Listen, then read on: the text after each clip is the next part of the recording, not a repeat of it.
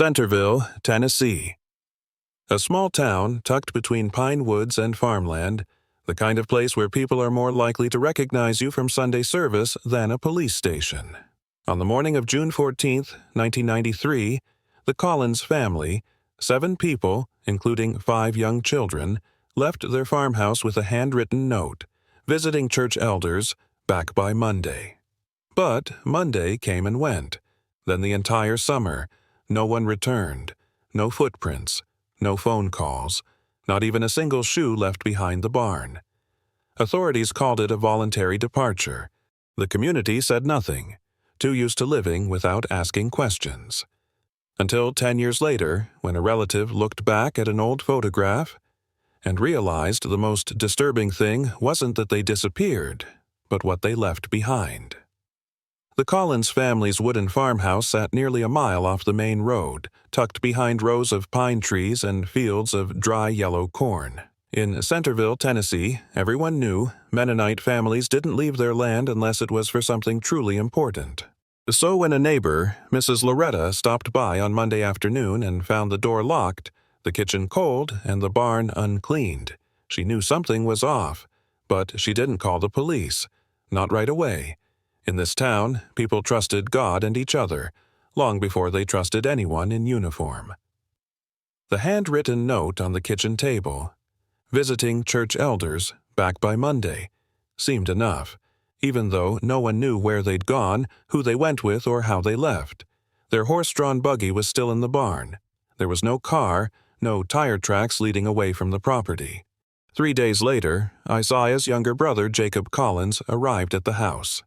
Everything was untouched. The oil lamp was out but still warm. The chicken's feed bowl sat just inside the door, and 2 sets of children's clothes hung on the line, one of them still damp. Nothing appeared ransacked. But nothing suggested they were planning a trip either. Jacob began asking around. No one had seen them leave. No one gave them a ride. There were no goodbyes, no messages, no calls made to the church in Franklin, where they said they were headed. Still, people urged him, "Don't stir it up." They said the Collinses always kept to themselves. Maybe, they said, God called them somewhere else. Local deputies showed up a few days later. They surveyed the scene. No blood, no signs of struggle, nothing to justify further investigation. Voluntary departure. Case closed, and then time moved on. The children in town grew up never knowing the Collins family. People passed that empty farmhouse every day. Weather-stained wood, warped doors, grass swallowing the porch, and no one stopped. No one asked any more. Except for Jacob. He couldn't accept that 7 people, 2 of them little girls under 8, could vanish like morning mist, leaving only a brief note and a silence so heavy it bent the air. In June of 2003, exactly 10 years after the Collins family vanished, a small group from the Mennonite community in Centerville gathered for an informal memorial. No priest, no speeches, just a quiet circle of prayer in the old chapel. A family friend, Mr. Harold, brought printed photos from an old album, snapshots from community events, Easter gatherings, and Grace Collins' 7th birthday. And it was one of those photographs that stopped Jacob in his tracks. The picture showed the backyard of the Collins farm, taken the afternoon before the family disappeared. Ruth was hanging laundry while the children played near the well, but Jacob's eyes locked onto something strange, something out of place. Hanging on the clothesline, between the children's dresses and farmwork pants, was a thick yellow jacket with reflective stripes, and bold lettering, Sheriff's Deputy, Williamson County. Jacob couldn't believe what he was seeing. No one in the Collins family worked in law enforcement. They never wore those uniforms. Mennonite households didn't keep government-issued gear, let alone launder it like everyday clothes. He asked for the photo, enlarged it, then compared it to archived Sheriff's Department uniforms from Williamson County in 1992. The match was exact. Same design, same font, same reflective trim. Why was that jacket hanging in the Collins' backyard the day before they disappeared? The question kept Jacob awake all night. He started reviewing everyone who'd visited the Collins home that week. One name surfaced quickly: Raymond Castle, then deputy of Williamson County. A man who'd often visited the Mennonite community under the pretext of maintaining peaceful ties. He was also the first person alerted when the Collins family went missing, and the first to suggest they'd left voluntarily. Jacob pulled the original case files. Castle had authored the first report, and personally recommended closing the case just 3 days after their disappearance. Now Jacob understood. That jacket on the line wasn't just clothing. It was the first real clue that the Collins family never left of their own free will. Someone in uniform had come to their door, and that meeting was never supposed to be remembered. Jacob Collins wasn't an investigator. He was just a younger brother who couldn't live with a question that had never been answered. Why did 7 members of his family vanish? And why had everyone in town moved on so easily? From the photograph showing the sheriff's deputy Chat's Williamson County jacket, Jacob focused on the only man who could have worn it: Raymond Castle. Castle had since retired. He now lived alone in a country-style home near the southern edge of Franklin, right on the border between Williamson and Hickman counties. Jacob didn't confront him. He watched where Castle went, who he spoke to, and most importantly, whether he had any connection to the land that once belonged to the Collins family. Jacob dug through public land records. By cross-referencing every transfer from 1994 to 1995, he discovered that the Collins property, nearly 90 acres, including farmland and adjacent woodland, had been transferred under a shell company called Harpeth Property Solutions. The name seemed harmless. But when Jacob pulled incorporation records, one individual stood out as the company's registered agent, Mark L. Drayton, who, years earlier, had served as Raymond Castle's personal legal advisor. Jacob kept digging. He uncovered a zoning document from the Williamson County Economic Development Office. On it, the Collins land had been redrawn as part of a proposed eco-spiritual residential zone, planned to include a retreat center, herb gardens, and a so-called Stillwatergrove renewal campus. The developer? Harpeth Property Solutions. The timeline started to fit. 1. The Collins family refused to sell out of ancestral spiritual obligation. So they vanished quietly, while Castle was visiting regularly. 3. The land was transferred anonymously, through a company tied directly to Castle. 4. A decade later, a community development project broke ground on the exact same land, dressed in spiritual language but hiding a web of economic interests. The Mennonite community would never file a lawsuit. They didn't trust courts, media, or conflict. Castle knew that. But Jacob wasn't going to be quiet anymore. He handwrote dozens of letters to Mennonite households near Stillwater Grove. Each envelope contained a copy of the photograph with the sheriff's jacket. At the bottom of the letter, he wrote one line: "If this is the man you once trusted, ask yourself what he took from you." 3 days later, Jacob received a handwritten note in return, unsigned. It read, "We remember little Naomi Collins, she used to sing. That night we saw a white truck outside their gate, but we didn't open the window. Stillwater Grove wasn't finished." The development was still in its pilot planting phase. A few wooden retreat cabins already built, a chapel under construction, and the main site fenced off with white posts nearly 2 meters high. But what caught Jacob's attention wasn't the buildings, it was the location. The entire complex sat on the highest elevation in the region, a piece of land he knew intimately. Years ago, it had been a natural family burial mound, preserved by his great-grandfather.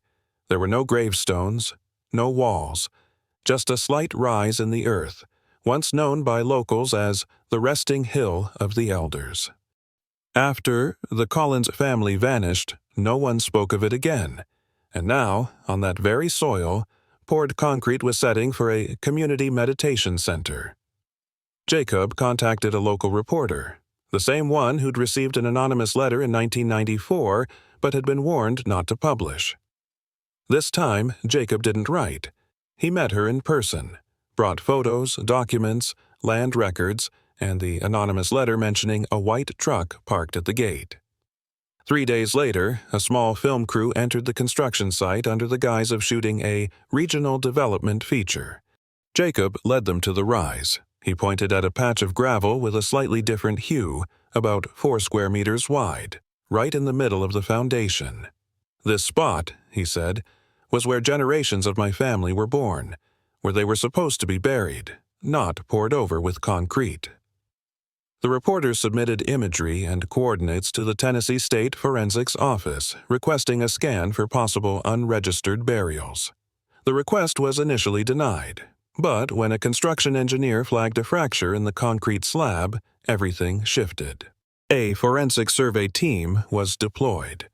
On the third night, as they drilled into the foundation, a bone fragment surfaced beneath the concrete. DNA confirmed the remains belonged to a young girl, around 6 or 7 years old, consistent with the age of Naomi Collins in 1993. Further excavation revealed 2 more skulls, a nearly intact molar, and a larger skeleton, an adult woman. Scattered through the concrete matrix were personal objects, a button inscribed RC, Ruth Collins, a decayed fabric doll, and a wooden crucifix split clean in half. Jacob stood through the entire recovery. He didn't cry. He just held on to the printed photo of the yellow sheriff's jacket. A reporter finally asked him if he had anything to say. He answered, "They said this place would help people find themselves, but I think they buried real people in the ground so others could sit and meditate on top of them." After the remains of the Collins family were found beneath the foundation of Stillwatergrove, no one in town could claim they didn't know. What had once been whispered became headline news. Local outlets initially treaded carefully, but within 48 hours, major investigative reports from the Tennessean, the Franklin News Press, and even WSMV Nashville flooded into Centerville. This time, they didn't use words like missing or deceased. They used terms like betrayal, land seizure, spiritual manipulation, and organized crime. The Tennessee Bureau of Investigation officially reopened the Collins case, but not as a missing persons file. This time, it was a homicide. Raymond Castle was arrested at his home 3 days later.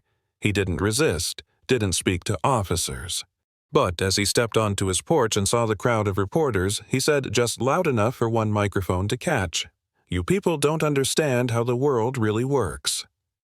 Alongside Castle, 3 more individuals were indicted. Mark L. Drayton Castle's legal advisor and the name behind the shell company that had acquired the Collins property. Carolyn Swain, the zoning officer, who approved the Stillwatergrove development in a record-setting 8 days. And Douglas Reeves, the financial director, who managed the money used to buy over 200 acres of Mennonite-owned land across the region in the years following the disappearance. For the first time in Williamson County's modern history, a courtroom was tasked with prosecuting a crime against an entire religious community. Quiet, private, unarmed.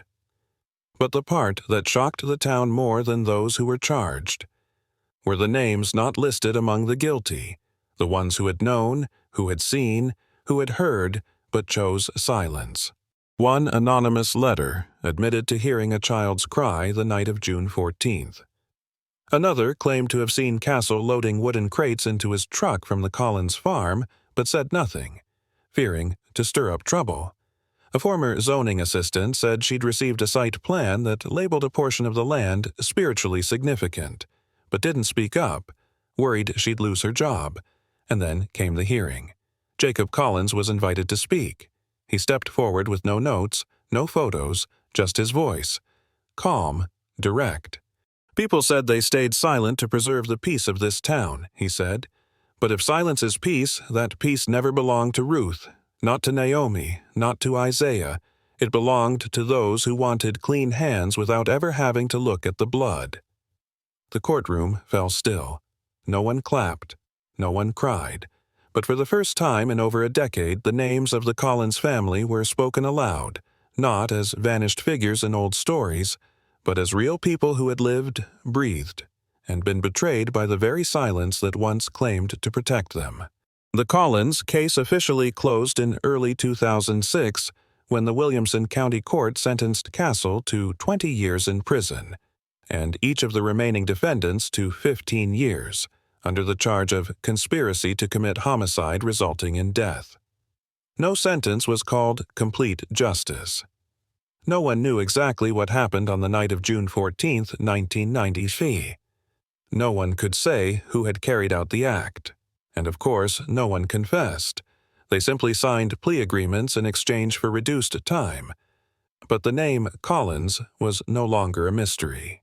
It appeared in local history classes, carved into a small memorial stone in the town cemetery, though no one could say with certainty whether the family's full remains were ever truly recovered. In the Mennonite community, where silence had once been sacred routine, a new generation began to ask questions. They began writing down what had only ever been whispered in kitchens. They invited independent journalists into their community, allowed interviews, told the story, not for revenge, but to cut deep enough that the old wound would finally stop bleeding. But the most painful truth was this. Even after everything, there were still those who believed the Collins case should have stayed inside, that things would have been better if it had been left alone. They didn't say it with malice. They said it with fear, the fear that once truth is pulled from the ground, the old structure holding everything together might never stand again. And maybe they were right, because after the case, the number of families in the community began to decline. Young people left. The elders became quieter, not because they forgot, but because they now understood. If it happened once, it could happen again. Jacob Collins no longer lives in the town. He moved north, managing a lumber warehouse. He never wrote a book, never gave interviews. But everyone who met him said he always carried one photograph in his wallet. That old backyard photo, the one with the yellow sheriff's jacket hanging between the children's clothes. Someone once asked him, "Why do you still keep it?" And Jacob simply answered, "So if I ever see it again, I won't look away." Not every disappearance begins with a scream. Some begin with a note left on the kitchen table. No blood. No violence. No one calls 911, and no one knocks on a neighbor's door to ask, "Did you see them today?" The Collins case wasn't the only tragedy swallowed by silence. But few have lasted this long, run this deep, and been shielded by as many layers of morality, systems, faith, and even well-meaning kindness. Some called it murder. Others called it abuse of authority. Still, others called it a calculated land grab dressed up as spiritual development. But perhaps the most honest label is this. It was a lesson in how evil doesn't always need to be violent to exist. It only needs passive consent from enough people. Averted eyes, nodded excuses, that quiet voice that says, "I'm sure they had their reasons." And then one day, those reasons are cast in concrete, raised into pillars, and titled a spiritual renewal center, while human bones remain hidden beneath its foundation. Some said the Mennonite community should have spoken up earlier, that they were too closed off, too trusting of outsiders. But saying that ignores a painful truth. Trust is the very moral core they live by. When someone crosses their threshold, they don't ask for ID or weapons. They offer bread, clean water, and shelter from the rain. Castle didn't dismantle their community with brute force. He used their own language, humility, kindness, godliness, to gain access, build reputation, and slowly erode their ability to defend themselves. It was a crime without blood, but one that left deeper scars. It made people question the goodness inside themselves. The Collins case didn't just expose the corruption of a few. It revealed how an entire system, legal, social, media, can overlook tragedy if it happens to people who don't know how to fight back. For 10 years, no one spoke up except Jacob Collins. Not because others were bad, but because they all assumed someone else must have done something. The death of 7 people wasn't caused by a single weapon, but by hundreds of silent omissions. And Jacob? He never became a hero. He didn't win everything, but he did the one thing everyone else had refused. He looked directly at the wound, named the truth, and bore witness to the memory of those who could no longer speak for themselves. Nothing he did could bring back Ruth, Isaiah, Naomi, or the others. But because of him, the name Collins no longer lived as a hushed embarrassment. It became a reminder that silence is never neutral, that when we choose not to speak, we've already chosen a side, whether we admit it or not. In the end, what's most terrifying isn't that Castle lived among them. It's that if the truth hadn't been uncovered, he might have died peacefully, remembered as the man who kept harmony between law and faith. And that, above all, proves one final truth. Sometimes the truth isn't found. Sometimes it must be dug out, from places no one dares to dig. The Collins story may be over, but the warning it leaves behind is not. Because if a community can vanish today, and the world stays busy with easier things, then tomorrow the name on the drying line photo could belong to any one of us.